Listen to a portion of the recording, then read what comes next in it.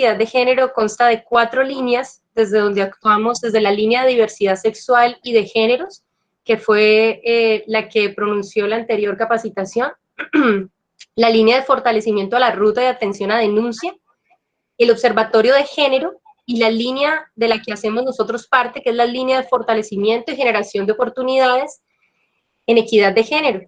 Tenemos 3 sublíneas, la línea de prevención de violencias basadas en géneros, la segunda sublínea, que es la de empoderamiento político y económico, y la tercera sublínea, que es la de masculinidades equitativas.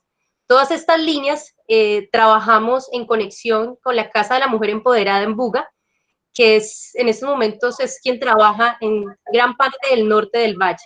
Entonces, damos inicio pues a nuestra conferencia. Les presentamos a nuestro referente José Alejandro Niño. Él es psicólogo egresado de la Universidad del Valle, con amplia experiencia en manejos en temas de género y derechos humanos. Y bueno, es quien nos va a contar hoy y vamos a pasar un muy buen momento. Yo los voy a estar leyendo en el chat, si requieren alguna pregunta, si hay algo por aclarar, si quieren también aportar algo, en el chat estaré muy pendiente. Entonces, tiene la palabra, José. Muchas gracias, Diana. Bueno, primero que nada, hacer como una breve mención al equipo en general,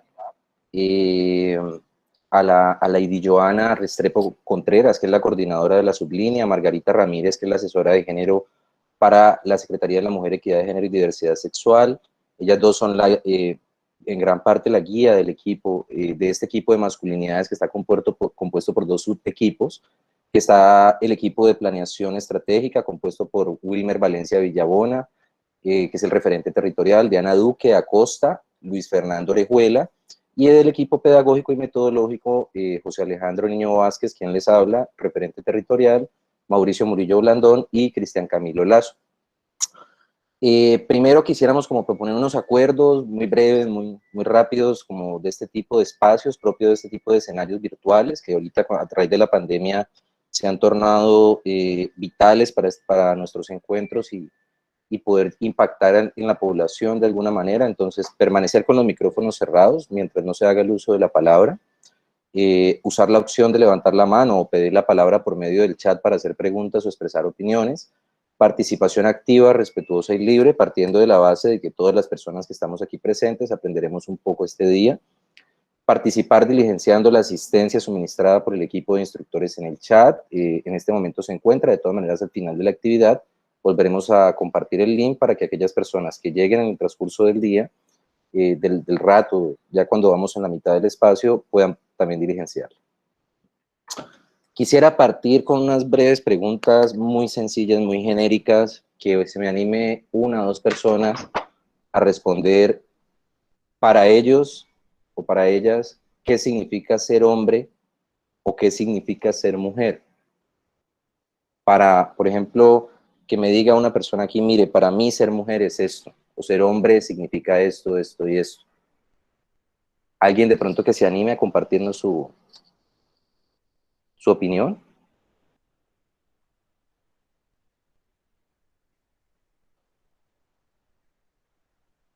¿Qué es eso que entendemos por ser hombre, por ser mujer? Para mí, ¿qué tiene un hombre que no debe de tener una mujer o viceversa? ¿Qué tiene una mujer que no deba de tener un hombre? ¿Por qué hablamos de 2 categorías diferentes y cuál es esa diferencia? Acá están poniendo en el chat que el que lleva la plata. El hombre el que lleva la El hombre es plata. el que lleva la plata. Muy bien, muchas gracias. ¿Quién responde? Disculpa.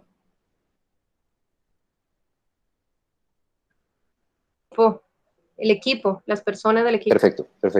Muchas gracias. Sí, el hombre el que lleva la plata, por ejemplo, el que lleva el dinero a la casa, el que responde económicamente, el que atiende los recibos, el que paga, el proveedor. Esa es una concepción muy común. Y alguien que me diga algo de mujer, de pronto para ustedes, ¿qué es ser mujer? ¿Qué tiene que ver con eso de ser mujer? ¿Algún aspecto que sea relevante en la construcción de mujer?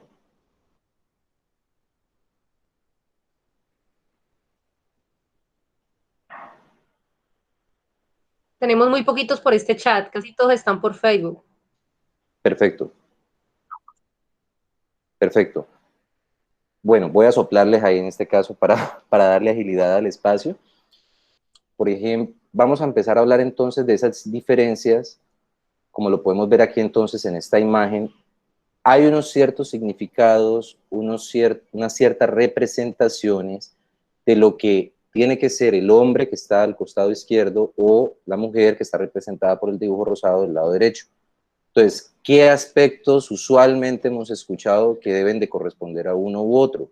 Como vemos en la nube que sale desde el hombre, encontramos licor, encontramos actividades de pesca o de caza, viajes, el trabajo, asuntos sexuales, asuntos relacionados con el dinero. Mientras tanto, en la nube que sale de la mujer, podemos ver, por ejemplo, la Cruz Roja, que significa cuidado o asistencia médica, es decir, que usualmente las mujeres son asociadas a cargos asistenciales como enfermería, auxiliares de enfermería, medicina, diferentes áreas de la salud, o el cuidado de los niños, por ejemplo. Aparece un corazón flechado que representa el amor, que son, digamos, más románticas, más dadas a una sensibilidad, una cierta sensibilidad diferente que se argumenta que los hombres no tienen. Las tijeras de la peluquería, digamos, labores muy finas, de cierta fineza en las manos, por la delicadeza que se les atribuye. Aparece un anillo, en este momento lo estamos viendo, que tiene que ver con el ideal de matrimonio, digamos, de que una mujer completa solamente pues llega a ser como tal a través de conseguir una pareja y conformar una familia bajo el modelo tradicional. Entonces, como vemos, estas son un conjunto de representaciones muy generales, muy comunes en nuestra cotidianidad. Entonces vamos a hablar de tres categorías centrales que son muy fundamentales para hablar de las temáticas de género, para que entendamos un poquito ese asunto, por qué los hombres son hombres un poco, por qué las mujeres optan por ciertas cosas o ciertas prácticas diferentes a las de los hombres y así mismo. Entonces, en esta columna del lado izquierdo que dice sexo, el sexo es, como lo dice la definición que está al costado, la categoría asignada al nacer con base en la dotación y las características biológicas. Dentro de esta gran categoría sexo encontramos unas formas o ejemplos como el sexo femenino, sexo masculino y el sexo intersexual.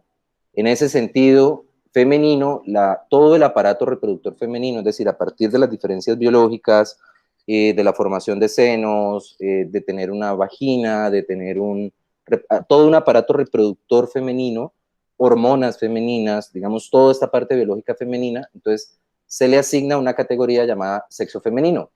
Igualmente con los hombres, si tienen testículos o gónadas, el pene, bueno, todos los diferentes órganos que componen el sistema reproductor masculino, entonces se les asigna un sexo femenino, como tradicionalmente se ha hecho, o cuando en algunos casos no es tan clara esa diferencia, no es tan evidente, entonces se utiliza una categoría denominada intersexual, que es cuando algunas personas tienen tanto algunos componentes biológicos femeninos como masculinos.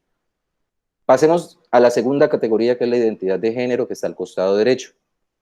La identidad de género ya no es de orden biológico como la anterior, sino que corresponde a todo lo social, es decir, a los comportamientos, roles, expresiones y acciones que en un determinado contexto son consideradas masculinas, femeninas o neutras.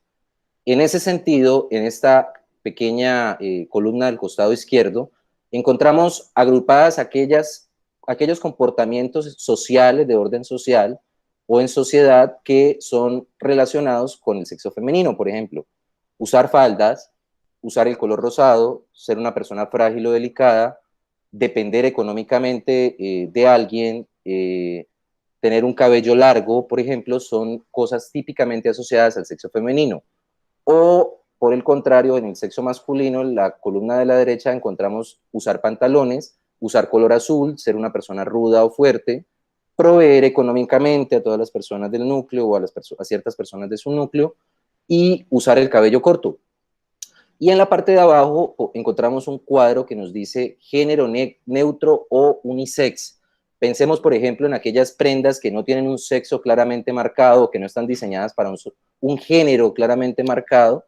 Entonces, puede ser usadas por cualquier persona sin que ello esté reivindicando alguna forma de género en el entorno social. Por último, al costado derecho encontramos la orientación sexual. La orientación sexual es esta tercera categoría que nos describe hacia qué sexo se siente una atracción sexual y o erótico-afectiva. Me explico. Si yo soy un hombre y deseo a una mujer, es decir, a una persona del sexo contrario, sería una persona heterosexual. Si por el contrario yo como hombre deseo a otro hombre, es decir, una persona del mismo género, del mismo sexo, estaríamos hablando de que yo tengo una orientación sexual homosexual. Si por el contrario me gustan ambos, estaríamos hablando de que soy un hombre bisexual. Si por el contrario me gustan todas las personas sin importar que sea A o B, sino que de pronto estas personas transitan en la mitad entre una y otra, entonces estaríamos hablando de que soy pansexual porque me gustan todas las personas sin importar su género. Me puede gustar cualquier persona sin importar su género. Por último, tenemos a los asexuales, que es una categoría un poco más reciente, donde encontramos una reivindicación política de personas que han decidido no tener más relaciones de tipo sexual o íntimo, afectivo, y se denominan, usan esta categoría para denominarse, es decir, que han decidido desistir de este tipo de encuentros. Lo que es absolutamente legítimo, hace parte de una decisión de vida, y esta es la categoría usada formalmente para describir ese tipo de decisión. Aquí podemos ver entonces cómo se ubican algunos de estos elementos en el cuerpo, un poco representado, una representación gráfica que encontramos que ubica un poco el asunto. La identidad, entonces todo aquello de cómo yo me comporto, si tengo ciertos gestos u otros gestos, y los dos polos donde se mueve, que está la mujer, el hombre, y en la mitad aquellos gender queer o o personas de género fluido que transitan entre uno y otro referente. La expresión de género que está representada en todo el costado izquierdo en el cuerpo es todo ese bagaje cultural que yo pongo constantemente sobre mi cuerpo andar, es decir, si elijo una falda, si elijo un pantalón, si elijo determinados colores o determinados movimientos, o evito hacer algún tipo de deporte porque me puedo ver demasiado femenino, demasiado masculino. Ese tipo de cosas tienen que ver con la expresión, cómo yo me comporto de cara a la sociedad como un ser sexuado. Por último, el sexo biológico, como hemos hablado, está ubicado en medio de las piernas, en la zona genital, donde tenemos una dotación que llamaríamos de hembra en términos biológicos, o de macho, y en la mitad, entonces, como ni lo uno ni lo otro, sino una mezcla de ambas cosas, está la categoría intersexual. La orientación sexual, aparecen algunos ejemplos aquí, como heterosexual, bisexual, asexual, pansexual, homosexual o lesbiana. Entonces, estas categorías lo que hacen es hablarnos de eso, hacia quién dirigimos ese deseo, hacia quién estamos orientándolo, si es una persona que corresponde con nuestro mismo sexo. Esa correspondencia de sexo es lo que se ve allí. Un poco para graficar eso estaba esta imagen. Entonces, hay dos grandes formas, dos grandes modelos, cómo se ha entendido el género a lo largo de la historia humana, como dos grandes o enormes modelos, dos grandes formas de comprender eso, de ser hombre, mujer o una persona diversa en una sociedad. Entonces, tenemos por una parte el modelo lineal, que también es conocido como el modelo heteronormativo, patriarcal, hegemónico, y es la forma como tradicionalmente se nos ha venido educando, donde se establece una única forma fija y predeterminada de ser hombres o de ser mujeres. Me explico. Cuando me devuelvo un momento a esta otra diapositiva de acá. Cuando, por ejemplo, en la categoría sexo, decimos que si uno es de sexo masculino, tiene que usar todos los de la columna del costado derecho de identidad de género, que es usar pantalones, usar azul, ser rudo, ser fuerte, proveer, cabello corto, y además de eso debe de desear el sexo contrario en la columna de la derecha de la orientación sexual, es decir, ser heterosexual, entonces estaríamos estableciendo una relación lineal, es decir, por haber nacido con unos genitales y haber sido designado como masculino, debe de comportarse así y debe de desear a las otras personas así. Más o menos esa es como la relación lineal, esa correspondencia que no se establece ese modelo que es el modelo tradicional que toda la vida hemos heredado. Ahora, el modelo fluido, que es el segundo modelo, es una comprensión del género y la sexualidad que surge como contraposición y resistencia a este modelo lineal del cual les acabo de hablar. Ante la evidencia de los efectos y consecuencias que este modelo ha tenido en la vida de las personas, se sostiene que transitamos fluidamente entre las distintas formas de sexo, género y orientación sexual. De nuevo me devuelvo a la anterior diapositiva. Por ejemplo, si yo como hombre, persona del sexo masculino, me defino como hombre, nací con un aparato reproductor masculino, y algún día decido usar una camisa rosada, pero me sigo definiendo como hombre, eso lo que sostiene el modelo lineal es que por ponerme esa camisa rosada yo no soy menos hombre. O si el día de mañana me voy a Escocia y me pongo una falda, o lo hago en cualquier otro escenario, no habría ningún problema porque sigo definiéndome como hombre, aunque eventualmente o de manera transitoria asuma algunos comportamientos o roles o asuntos considerados históricamente femeninos. Por ejemplo, cuando hablábamos del cuidado de los hijos, que era un asunto históricamente asociado a las mujeres, ese asunto se ha venido replanteando, viene en una constante discusión que ha permitido como crear algunas posiciones al menos reaccionarias y diferentes al respecto, y encontramos que algunos hombres están asumiendo ese cuidado. Entonces, ¿son menos hombres porque asumen ese cuidado? No.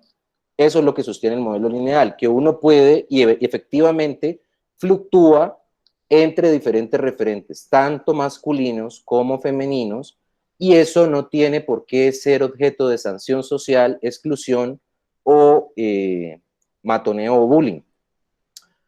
Continuemos acá. Entonces, tenemos el modelo lineal y el modelo fluido. Hay unos roles que son tradicionales o hegemónicos. Esa categoría de hegemónico tiene que ver con las relaciones de poder que se tejen entre los humanos, donde alguna persona termina asumiendo una posición por encima de otra o dominante sobre otra persona. Entonces, los roles tradicionales o hegemónicos de género representan una asignación cultural como lo es la siguiente. A la mujer le asignan, por ejemplo, el rol reproductivo. Por ejemplo, si testeamos un poco más en las respuestas que algunas personas que están participando tenían a qué era eso de ser mujer, seguramente muchas de ellas habrán referido o se les habrá venido a la cabeza un asunto del rol reproductivo, de ser mamá, por ejemplo, o del espacio doméstico, del cuidado, de la atención, del trabajo no remunerado, es decir, de la incondicionalidad para la familia, del servicio y cuidado de las personas, de los diferentes entornos donde participan, la mediación o la subordinación. Por el contrario, tenemos en el otro lado que el hombre está asociado al rol productivo, es decir, es quien trabaja, quien maneja la plata, quien efectivamente tiene un cierto poder económico en los hogares por las condiciones como están planteadas bajo este orden tradicional y hegemónico. El espacio público tiene pleno acceso al espacio público, digamos los espacios de participación.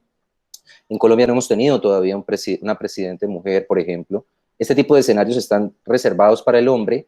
El trabajo remunerado, el poder y la responsabilidad, y la toma de decisiones, en cuanto a la toma de decisiones se refiere, y la autoridad y la dominación, esto ha sido históricamente asociado al hombre. Hablaremos entonces de lo que son los estereotipos de género.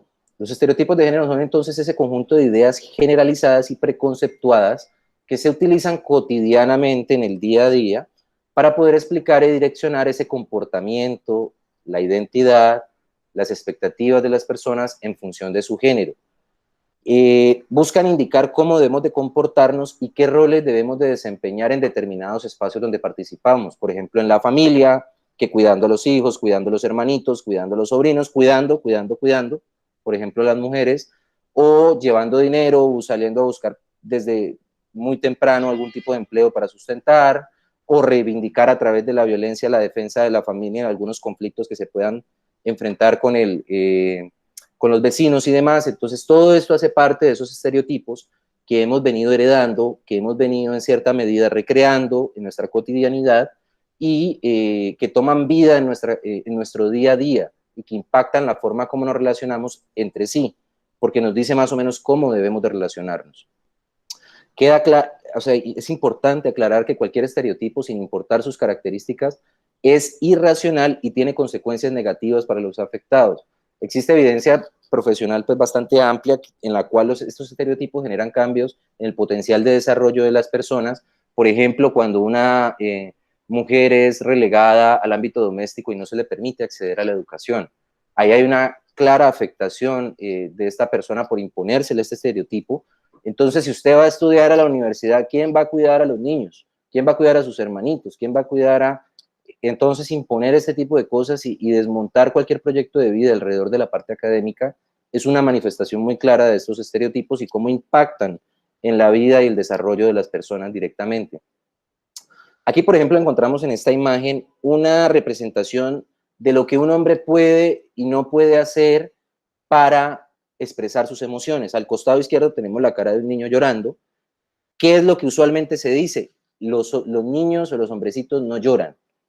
Usted no debe de llorar. Cuando a un niño le pegan, por ejemplo, en la escuela y llega llorando triste porque pasó un mal momento en su escuela, entonces lo que recibe muchas veces es un empujón por parte de cuidadores y cuidadoras, donde le dicen es que usted tiene que ser un machito, un berraquito, no se deje pegar, vaya y péguele usted también.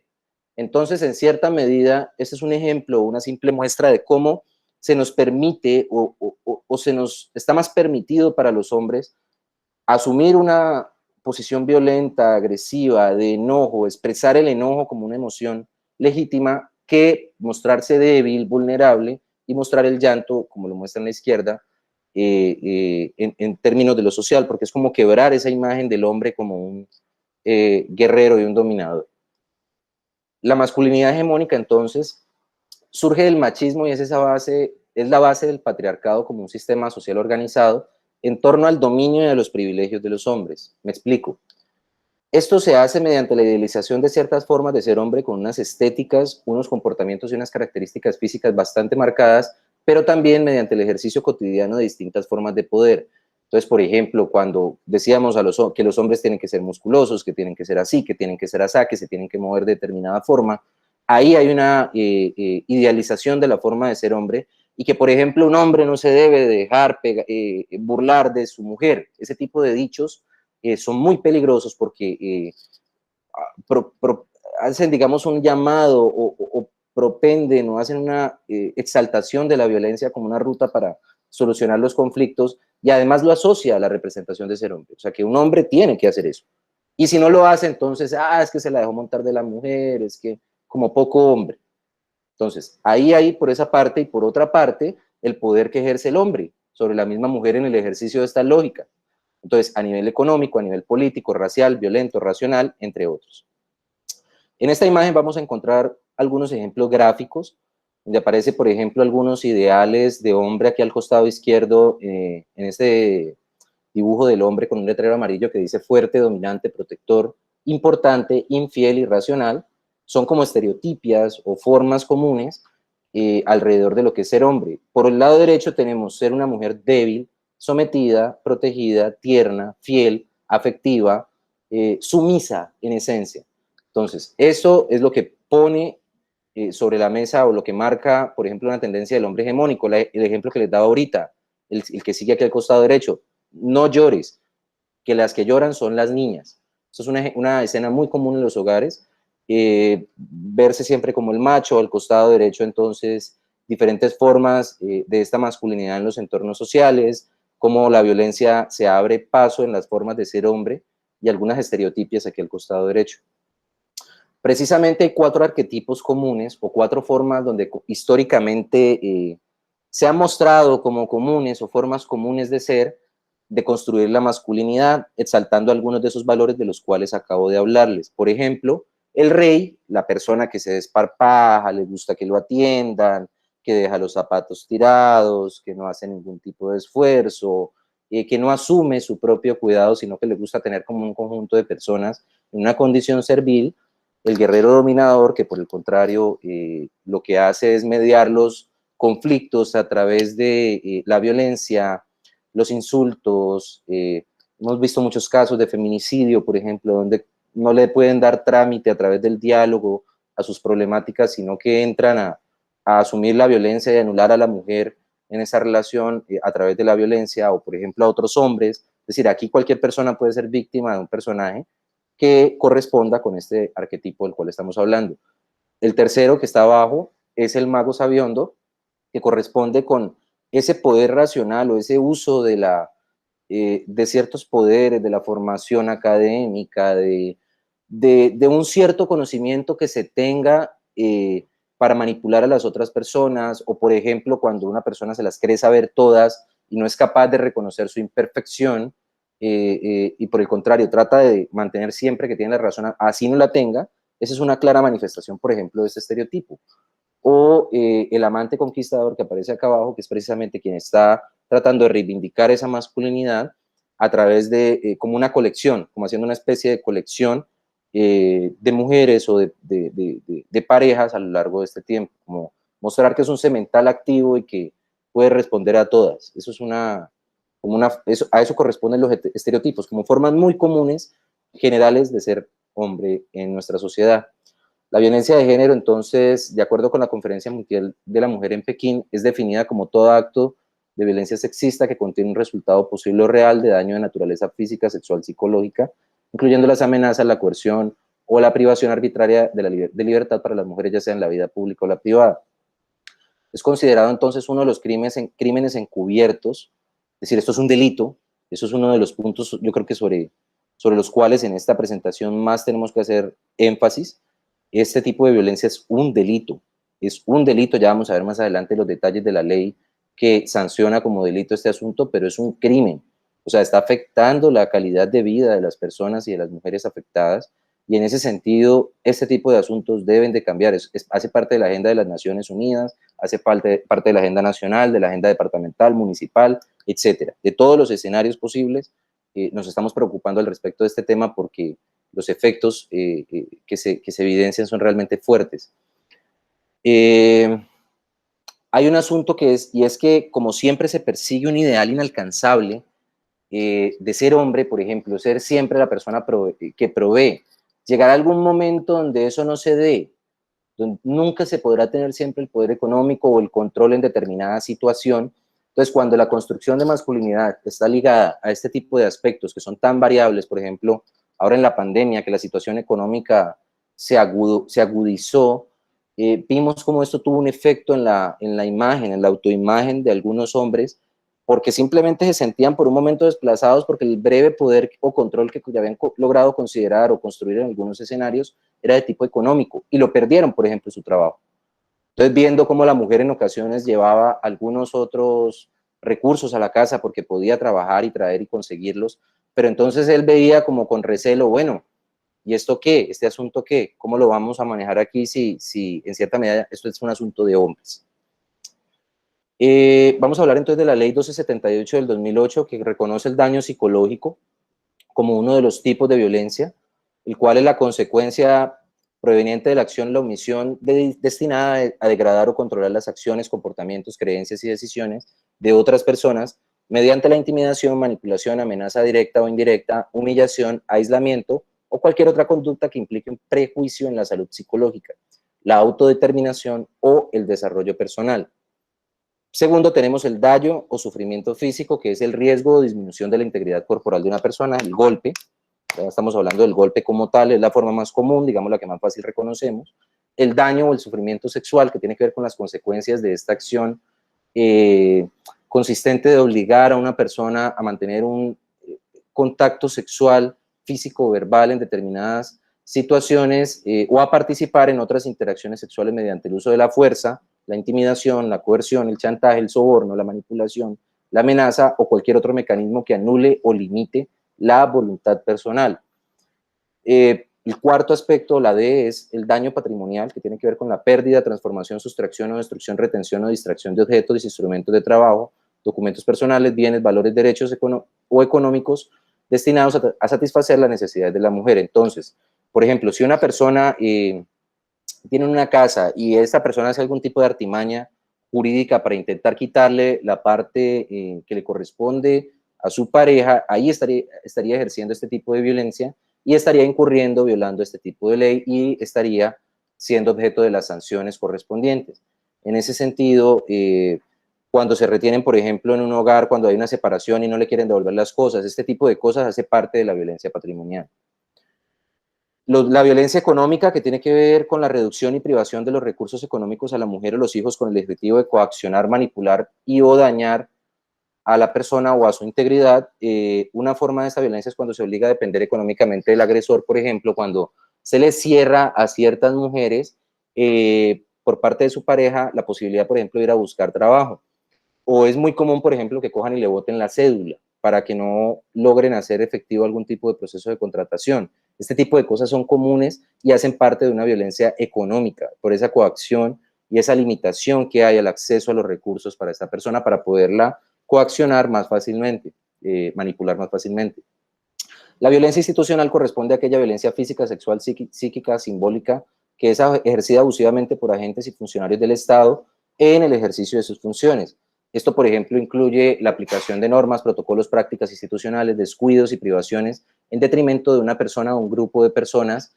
Entonces tenemos, por ejemplo, las violaciones o las omisiones de la fuerza pública, que en ocasiones nos encontramos con denuncias muy lamentables. Entonces, ese es un ejemplo muy claro de la violencia institucional. O, por ejemplo, la omisión en la prestación de servicios a una víctima de estas violencias por parte del eje de salud, ahí también estaríamos incurriendo en una violencia institucional. La violencia social se basa en la limitación, control y la inducción al aislamiento social de la persona, por ejemplo, prohibirle contacto con su familia, amigos, toda su red de apoyo, quitándole, digamos, ese apoyo social que usualmente tiene para seguir perpetuando violencias y tener a la persona ahí como encapsulada, como cogida, como presa en su propio hogar, en la medida en que, por ejemplo, una persona cuando se le cortan estas redes de apoyo, listo, es muy fácil decir que se va a separar una mujer, pero ¿para dónde va? ¿Quién le va a recoger? ¿Quién le va a recibir? ¿Quién le va a prestar ese apoyo? Entonces, mientras estos elementos se dan, se da un fuerte manipulamiento, una fuerte manipulación por parte de la pareja, y ahí estaríamos ante la violencia social. O la violencia vicaria, que por ejemplo, muchos de esos casos tienen hijos de por medio, las parejas tienen hijos, y la violencia en este caso es ejercida directamente contra los hijos. Por ejemplo, cuando yo no le dejo ver a mi pareja, el hijo, la hija, por un asunto de coger venganza contra esta persona o por manipularla, o por el contrario, le hago algún tipo de daño, inclusive en algunos casos hay casos extremos donde llegan a asesinar inclusive a sus hijos por hacerle daño o infligirle algún tipo de sufrimiento a su pareja o expareja. En este sentido, esa se llama la violencia vicaria. Esta imagen resume entonces algunos de los aspectos centrales de esta masculinidad hegemónica, como los vimos, la fuerza o la rudeza, los vehículos, la libertad, el poder viajar, la libertad de movilidad, las mujeres, el licor, y por último, el dinero. Por el contrario, para las mujeres se designan otros asuntos, como vimos, más domésticos, como el aseo, o las labores domésticas, el cuidado de los bebés, de los niños, y la atención del marido, por ejemplo, porque además tienen que hacer todo el paquete completo. Estas cifras que vamos a presentar aquí muestran algunos efectos, porque esto no solamente afecta a las mujeres, sino que la violencia que los hombres, o digamos estos estereotipos y estas formas de entender la masculinidad, afectan también a los mismos hombres. O sea, hay unas violencias que se agudizan en los hombres por la forma como vivimos la masculinidad.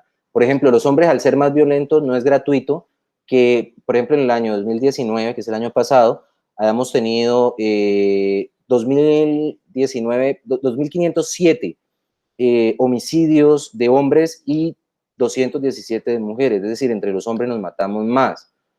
Accidentes de transporte, 1.128 versus 257 de las mujeres, es decir, somos más imprudentes y salimos más a manejar cuando hemos consumido licor, somos más irresponsables en el manejo de los vehículos en el espacio público. Accidental, porque no logramos prever determinados riesgos, 555, por ejemplo, los accidentes laborales, es común, porque no, yo que me voy a poner ese casco de protección, yo que voy a andar metiéndome arriba con ese arnés. este tipo de muertes también son muy fuertes o importantes en estas cifras. Suicidio, 460 de los hombres, 132 con las mujeres. Esto tiene que ver con esa dificultad que tenemos los hombres para expresar nuestras emociones y poder buscar ayuda profesional en el momento adecuado. Por ejemplo, para un hombre qué difícil es buscar un psicólogo. Yo soy psicólogo, digamos, por fuera de estos escenarios, atiendo y hago algún tipo de trabajo clínico y encuentra uno como las personas lo buscan ya en las últimas, o los hombres les cuesta mucho hablar, o sea, es muy difícil abrirse y más si es otro hombre, y entonces este tipo de cosas están operando allí. Por ejemplo, un hombre no consulta fácilmente cuando tiene una sospecha de que ha recibido algún tipo de infección de transmisión sexual, por ejemplo, no consulta al médico o es más tendiente a que no consulte. En ese sentido, eso también agudiza la problemática. Es decir, no solamente estamos afectando a las mujeres, sino que nos estamos destruyendo a nosotros mismos al reproducir este tipo de comportamientos y de situaciones. Como lo decíamos, la velocidad de la adrenalina, el uso de spa o de sustancias psicoactivas, la asociación con organizaciones ilegales, es más común que los hombres conformemos este tipo de organizaciones, la violencia, el uso de la violencia, el autocuidado precario, el no uso de preservativos, demás, hacen parte entonces de estos asuntos que aumentan el riesgo y que hay que trabajar más desde la prevención, particularmente con la masculinidad. Hay unas cosas que denominamos los mandatos, y son mandatos en la medida en que son mostrados como un ideal o un deber ser, en lo que debe de ser en el proyecto de masculinidad dominante. Entonces, como les decía, es un ideal inalcanzable que va a generar una perpetua insatisfacción. No siempre voy a poder ser el que responde, no siempre voy a poder el que solucione, no siempre voy a poder ser el que dé la plata o pueda tener este asunto, no siempre voy a ser el que va a tener el control. Entonces, cuando este tipo de cosas, de ideales, no se cumplen, ahí estamos ante un efecto psicológico que también vale la pena tener en cuenta. Es decir, nos está costando en términos psicológicos ponernos unos ideales tan altos donde nuestra masculinidad se siente constantemente amenazada por no alcanzarlos. O sea, es humano, somos seres humanos como cualquier otro ser humano. Cuando se ejercen este tipo de prácticas, estamos hablando entonces de las relaciones de poder y de los privilegios que son naturalizados cotidianamente. Entonces, una ruta para entender estos aspectos que han sido cotidianamente naturalizados son los micromachismos. ¿Qué son esos micromachismos? Entonces, como lo vemos acá, uno estar en la casa viendo fútbol y la persona haciendo el aseo, toqueteos inapropiados como el muñeco de abajo a la derecha, o por ejemplo el acoso callejero como lo aparece en el lado izquierdo.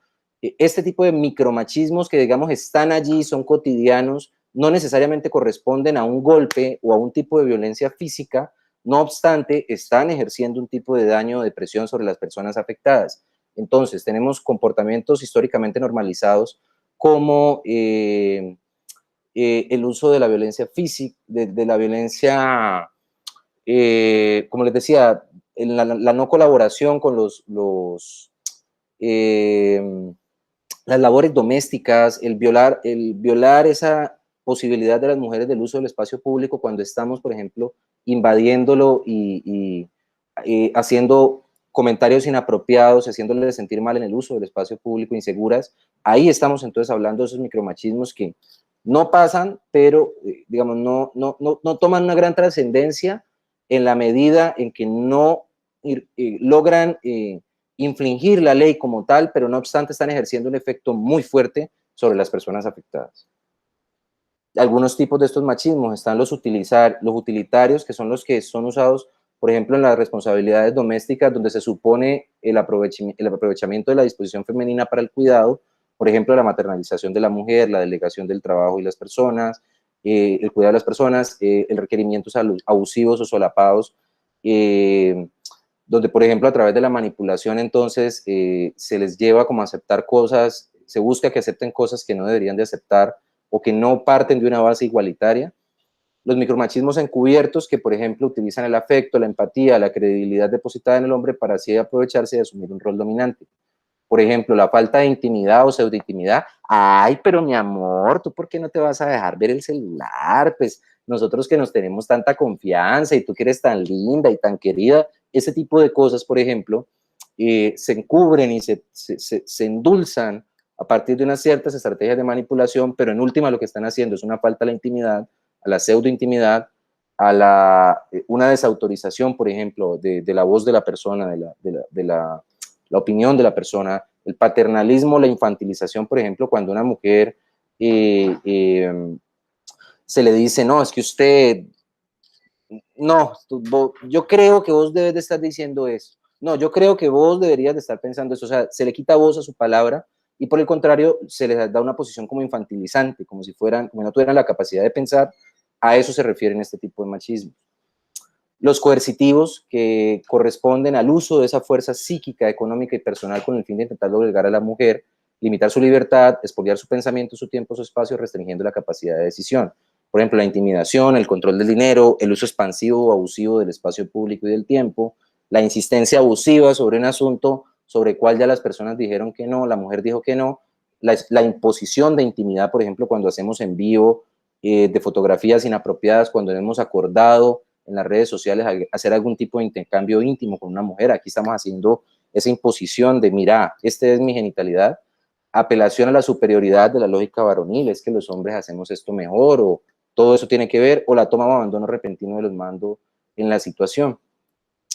Los micromachismos en crisis son particularmente, o se definen como esas respuestas a las situaciones que ponen en duda o en manto de duda esa posición de hombre dominante. Entonces surgen como una respuesta desesperada a esas nuevas tensiones que se han generado por estos nuevos discursos que hemos estado abordando. Ya vamos a hablar más adelante de cuál es la propuesta que traemos como masculinidades equitativas, pero entonces cuando se produce este choque o esta tensión, cuando se pone en duda ese lugar de hombre dominante, porque es confrontado, entonces aparece una cosa que se denomina la crisis de la masculinidad, y aparece, por ejemplo, en maniobras como el hipercontrol, el pseudoapoyo, la resistencia pasiva y el distanciamiento. Por ejemplo, cuando una mujer se porta muy independiente frente a la reclamación de sus derechos ante un hombre, entonces aparece ese distanciamiento, no, es que esa vieja es como muy jodida. Frases de ese tipo empieza uno a escuchar y es una resistencia, como les digo, a afrontar algún tipo de relacionamiento donde esa persona no tenga un rol dominante.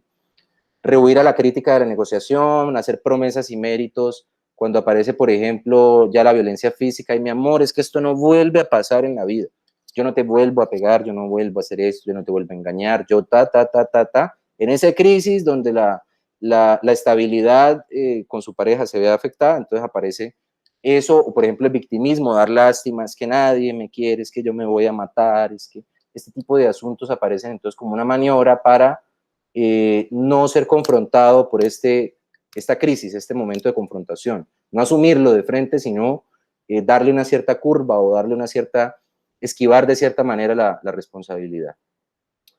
Aquí vemos entonces, de acuerdo a todo lo que hemos visto, lo que se conoce como el ciclo de la violencia.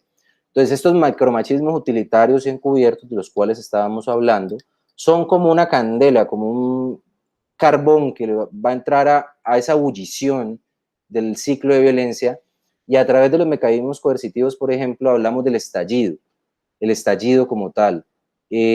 Acontece esto, hay una violencia, hay un golpe, hay una discusión donde aparece alguna manifestación de las violencias que hemos visto. Entonces, después de este estallido así fuerte, tenso y demás, aparece un momento de arrepentimiento y reconciliación, donde las personas entonces, a partir de ese micromachismo en crisis, empiezan a afectar esa siguiente categoría que está a la izquierda, que es la violencia de la esperanza. Es decir, hay un arrepentimiento, una reconciliación, mi amor, yo no lo vuelvo a hacer, vos vas a ver que yo voy a cambiar, esto va a ser diferente, y pero al final lo que encontramos es que hay una violencia de la esperanza, es decir, la persona se ilusiona, no, de pronto él va a cambiar, pero vuelve y acontece y volvemos de nuevo a los puntos de ebullición. Entonces, esa naturalización de las posiciones de género y de los privilegios, y a la vez la reacción y mantenimiento de estas posiciones, forman un ciclo que nosotros estamos llamados a entrar a cortar, a entrar a ponerle un fin. Pero ante todo este panorama, ¿qué podemos hacer nosotros los hombres? ¿Cómo podemos cambiar esta realidad? ¿Por qué hablar de masculinidades equitativas? ¿Cómo es este asunto? O sea, todo esto que hemos hablado es un panorama caótico. Creo que algunas personas han logrado, o es el ideal de este espacio, que logren reconocer algunas de esas violencias en sus propias vivencias cotidianas, de pronto algunas no las habían logrado percibir, algunas estaban ahí ocultas o solapadas. Entonces, ¿qué podemos hacer? ¿Cómo podemos cambiar esta realidad?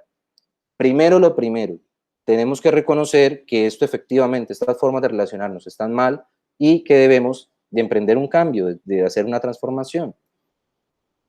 Si vemos que hay unas relaciones que no son equitativas como las de la izquierda, debemos de buscar la equidad que es representada por la figura de la derecha. En cierta medida, aunque se diga que es una imposición social y aunque se diga que hay unas bases que previamente nos han delimitado, podemos cambiar. O sea, esto hace parte también de un proceso personal y la propuesta que desde aquí queremos traer es que hay unos cambios que podemos ir cotidianamente haciendo a partir de esas identificaciones y sensibilizaciones que tenemos acá. ¿Alguien decía algo? ¿Escuchaba algo en el micrófono?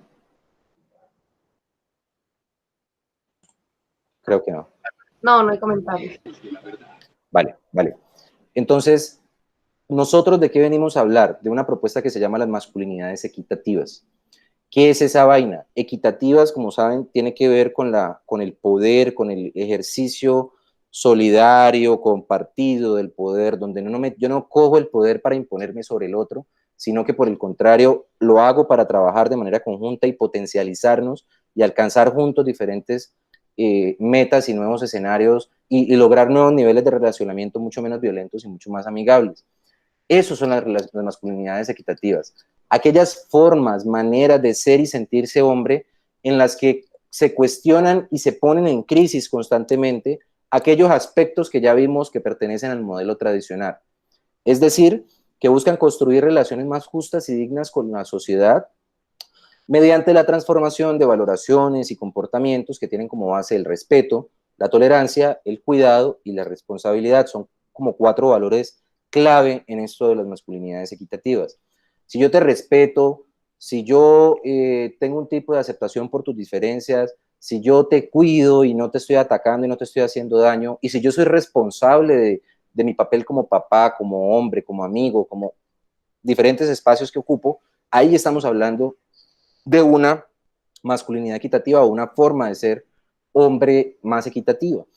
Partimos del reconocimiento del papel esencial que tenemos los hombres para la eliminación de las violencias. Digamos que habíamos históricamente, quienes abrieron esta discusión fue, por ejemplo, el movimiento feminista. Las mujeres empezaron a reclamar sus propios derechos porque eran las víctimas directas. Entonces empezaron a reclamar, miren, está pasando esto nos está afectando de esta manera, estas prácticas nos están simplemente rezagando y nos están dañando la vida. En ese sentido, necesitamos repensar nuestras relaciones de género. Luego llegó la comunidad LGTBI. Nosotros también vamos a hacer, nosotros, vamos a hacer también una reivindicación de nuestros derechos. Pero ¿qué papel le queda a los hombres? Nuestro papel es esencial en la medida en que somos muchas veces quienes ejercemos y muchas veces somos víctimas de estas violencias por otros hombres que también vienen y nos agreden bajo estas mismas lógicas. Ahí estamos hablando ya del papel central de nosotros. O sea, si somos quienes agredimos, consideramos que con los hombres es central trabajar. Es central discutir estos asuntos, es central traer todos esos elementos culturales, todas esas creencias, todos esos mitos, todas esas preconcepciones, esas concepciones implícitas con las que la gente está operando en su día a día, reconsiderarlas, renegociarlas y buscar entonces unas formas más equitativas y que brinden más bienestar. Entonces, ¿cómo se logra este asunto? Aquí podemos ver, por ejemplo, unas gráficas que nos dan algunos ejemplos. Hombres que no les da pena ni sienten amenazados su lugar o su poder o demás, o su masculinidad, por cuidar o asumir el cuidado de sus hijos o de niños, o tener una posición cuidadora. La segunda imagen, donde por ejemplo los roles de trabajo puedan estar invertidos en una pareja, y que si una mujer, por ejemplo, quiere asumir algún tipo de papel históricamente asumido para un hombre, no tenga ningún tipo de rechazo, discriminación, por ejemplo, si quiere ser una mujer mecánica, esas posibilidades pueda tenerla. O el hombre, por ejemplo, que asuma efectivamente aquellos compromisos que en el ámbito doméstico debe de tener y debe de asumir. Entonces, en este sentido, el hombre no necesariamente tiene que estar llevando toda la plata y demás a la casa. Que los hombres, esta tercera imagen que dice no más violencia, destaca el papel central que como hombres debemos de ocupar cuando otro hombre de nuestro entorno haga o ejerza algún tipo de violencia contra alguien. Un aspecto clave es el silencio, es quedarnos callados, es no tener la gallardía, la tranquilidad, las palabras precisas para llamar a esa persona y decirle, hombre, men, así no es, no tenés por qué ir a coger a golpes a tu pareja si tenés un problema, no tenés por qué estar acosando a esta persona que está pasando aquí. Vos sabes cómo se siente una mujer cuando le pasa y la piropean en un espacio y se siente insegura, se siente incómoda, siente que no está segura en los escenarios donde transita. Ese tipo de conversaciones podemos tenerla entre los hombres y digamos que no entrar en esa lógica del silencio incómodo de, bueno, no, estoy viendo que están maltratando a una pelada, la están acosando, una mujer la están acosando, pero me quedo callado. Entonces, en cierta medida hago parte o soy cómplice en este ciclo de violencia y la idea es poderlo cortar. Yo decido ser diferente, la imagen de la derecha. Primero, como saludable, cocino, asumo labores en la casa, asumo las labores en la escuela también con mis hijos. Es muy común que algunos padres, las reuniones de padres, como son llamadas, a veces son más bien reuniones de madres, porque los padres usualmente poco asisten a estos escenarios, poco se apropian de los procesos de acompañamiento y de educación de sus hijos. Y a la izquierda abajo encontramos, por ejemplo, el cuidado de la salud, como les decía, yo siento que tengo un dolorcito aquí como en el pecho, pero ¿qué me voy a poner ahí allá al médico? Bobadas.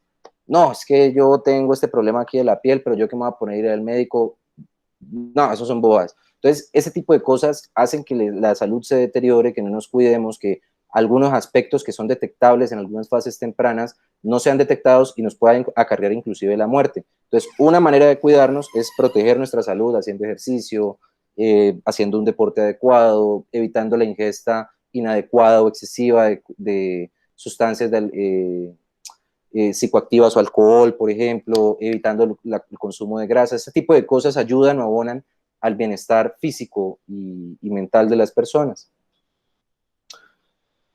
Aquí tenemos un listado de comportamientos asociados también a estas masculinidades equitativas, como por ejemplo compartir el control de la realidad con las mujeres. No es que tomar las decisiones sea un asunto de hombre, no. Eso puede cambiar. Es bueno llamar a las mujeres de la casa y preguntarle la opinión. Es bueno que ellas participen, es bueno que ellas decidan, que aporten toda su opinión y no estarlas callando o excluyendo como muchas veces, de manera directa o indirecta, se hacen en la cotidianidad. No utilizar el poder para imponerse sobre otros. Entonces, si yo tengo plata o tengo determinada situación que me pone por encima, entonces, ¿cómo voy a asumir una posición abusiva al respecto? Luchar por disfrutar de su trabajo y de su hogar por igual. Lo mismo, asumir estos dos roles sin problema, o sea, sin que eso sea una amenaza para su masculinidad. Cuarto, compartir las labores domésticas y el cuidado de los hijos e hijas, porque eso no nos hace menos hombres, no nos van a caer las manos, como nos decían las abuelitas, o mi mamá, por ejemplo. Ustedes no le van a caer las manos por cuidar de sus cosas, por lavar su ropa, por lavar un plato, y efectivamente es así. Quinto, no ver amenazada su masculinidad por compartir sus puntos de vista con las mujeres. Es común que tengamos momentos de debilidad, que tengamos momentos de malestar, de debilidad, de tristeza, de vulnerabilidad, donde nos equivoquemos, donde no las sepamos todas. Entonces, no es necesario dejar de tener ese espacio de diálogo con las mujeres, porque de pronto alguna mujer me sale y me dice alguna cosa en la que tenga razón y yo quedo mal. No, la idea es reconocer esa imperfección y esa posibilidad de diálogo y cómo ese diálogo se puede facilitar entonces entre los géneros. No considerar la homosexualidad como un peligro para su masculinidad, tener amistades, estar cerca, asistir a eventos de la comunidad LGTBIQ+, bueno, todo este tipo de asuntos relacionados con la comunidad no amenazan a nadie o no le quitan la condición de hombre a nadie. Si usted tiene un amigo gay, usted no va a ser gay por eso no se pega, eso no es una lepra.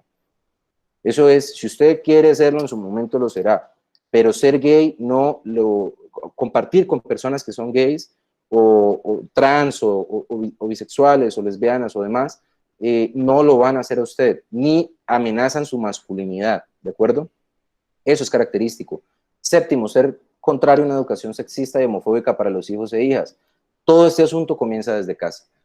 Cuando desde casa le decimos al niño, como les decía ahorita, es que usted no puede hablar de esto, es que usted debe de defenderse a través de los golpes, es que usted a las niñas, entonces no se la deje montar de una niña, todo este tipo de asuntos, y a las mismas niñas, mire, es que usted tiene que ser una princesita, es que usted mejor no diga nada, es este tipo de prácticas en la educación que han sido tradicionales, en cierta medida inculcan estos aspectos sexistas y homofóbicos a los hijos. Entonces la idea es romper desde ahí el ciclo. De la misma forma en la que estamos creando a nuestros hijos, hijas y familiares, porque como vamos a ver hay un conjunto de modelos de familia muy diversos, entonces en ese sentido romper con esas prácticas de crianza es vital para poder avanzar. Hay 4 grandes mitos cuando hablamos de las nuevas masculinidades, como también son denominadas, aunque nosotros no usamos la palabra nuevas porque en cierta medida ya habían personas que estaban ejerciendo estas formas de ser hombre desde antes de que esto estuviera sobre la mesa, pero digamos que 4 mitos sobre estas formas nuevas de ser hombre, estas formas de masculinidad no hegemónica, tienen que ver con, por ejemplo, con el primero, con que las nuevas masculinidades buscan domesticar a los hombres. Esto es falso. Las nuevas masculinidades o masculinidades alternativas buscan que cada hombre exprese su identidad de género como mejor lo crea conveniente.